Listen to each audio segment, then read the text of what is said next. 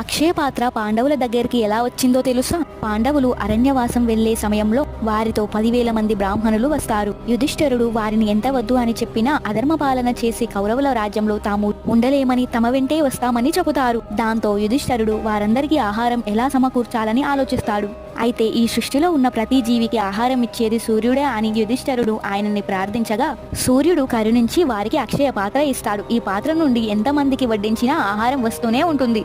చివరికి ద్రౌపది భోజనం చేసిన తర్వాత మాత్రమే ఆహారం రావడం ఆగిపోతుంది. ఒకరోజు ద్రౌపది చివరగా భోజనం చేసిన తర్వాత దుర్వాస ముని వచ్చి నదిలో స్నానం చేసి వచ్చి భోజనానికి వస్తానని చెప్పి తన శిష్యులతో వెళ్తాడు. వారు తినడానికి పాత్రలో ఏమీ లేదు కాబట్టి దుర్వాస ముని పాండవులని శపిస్తాడని కంగారు పడిన ద్రౌపది కృష్ణుణ్ణి ప్రార్థిస్తుంది. అప్పుడే ప్రత్యక్షమైన కృష్ణుడు అక్షయ పాత్రలో మిగిలిన ఒక మెతుకును తిని నా కడుపు నిండిపోయింది అని చెబుతాడు. అదే సమయంలో బయట ఉన్న దుర్వాసమునికి వారి శిష్యులకు ఆహారం తినకుండానే కడుపు నిండింది అని చెప్తారు. ఎందుకంటే శ్రీకృష్ణుని కడుపు